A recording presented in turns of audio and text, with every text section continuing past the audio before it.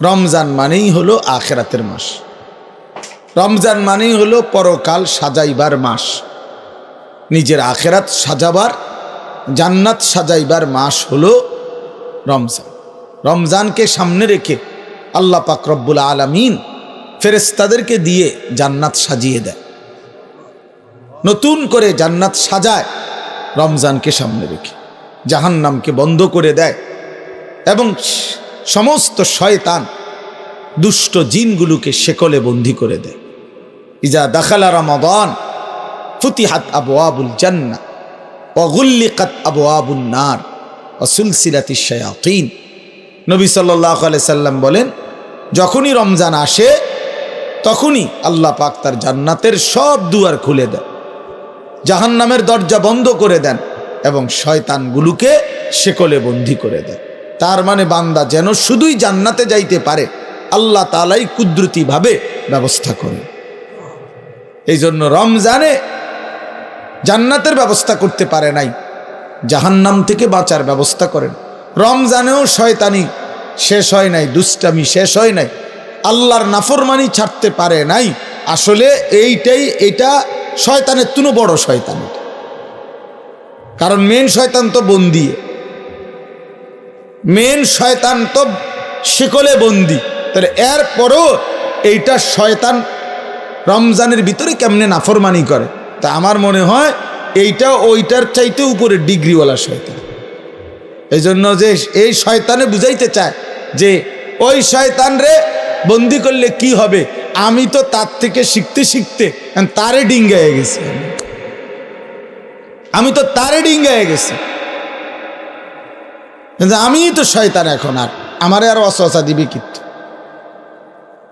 নাইলে একজন মুসলমান, একজন মোমেন আল্লাহ এবং তার রসুল এত বেশি পরিমাণ রমজানের মর্যাদা ফজিলত এত বলছে, এত বলছে, এত বলছে, এত কিছু বলার পরেও যার বিবেকে একটু নড়াচড়া করে না, তার চাইতে নিকৃষ্ট শয়তান আর কেউ হইতে পারে না। ওইটাই শয়তান বলে। হ্যাঁ, আল্লাহ নবী সাল্লাল্লাহু আলাইহি ওয়াসাল্লাম বলেন, কুল্লু আমালি ইবনে আদামা লাহু ইল্লা সিয়াম। এক বান্দার তার সমস্ত আমল তার নিজের জন্য, নিজের আখিরাতের জন্য, কিন্তু আল্লাহ তাআলা বলে আমার বান্দা রোজা এটা ব্যতিক্রম। ক্বাল আল্লাহু আযজা ওয়া জাল ফাইন্না সাওমা লি ওয়া আনা আজজি বিহি। আমার বান্দা রোজা রাখছে শুধুই আমার জন্য, আমি নিজেই তার প্রতিদান দেব।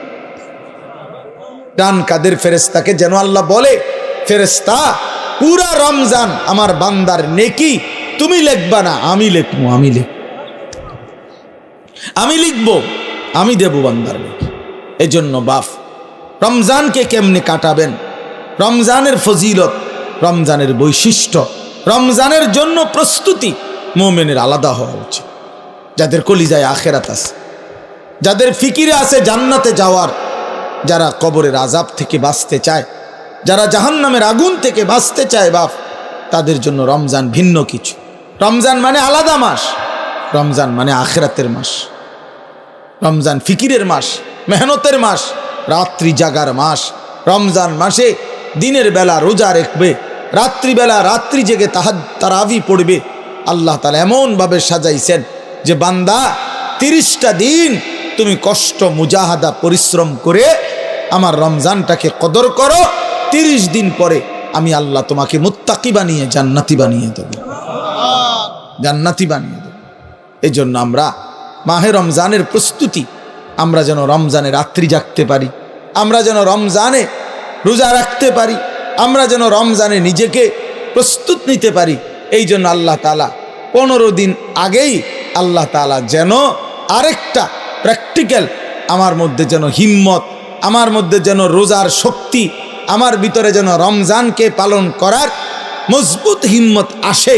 এই জন্য আল্লাহ তাআলা রমজানের 15 দিন আগে লাইলাতুন নিসফে মিন শাবান এই রাত্রিটিকেও আল্লাহ দান করেছেন। বলছেন বান্দা শবে বরাত নামের এই লাইলাতুন নিসফে মিন শাবান এই রাত্রিটিতে সারা রাত আল্লাহর বন্দিগিতে জেগে থাকো, পরের দিন রোজা রাখো, এই হিম্মত নিয়া রমজানের মধ্যে আগে বাড়ো, আগে বাড়ো। এটা একটা প্রস্তুতি নাও, এটা একটা প্রশিক্ষণ নাও, প্রশিক্ষণ নাও। সেই রাত্রিটাও আগামীকাল আমাদের সামনে।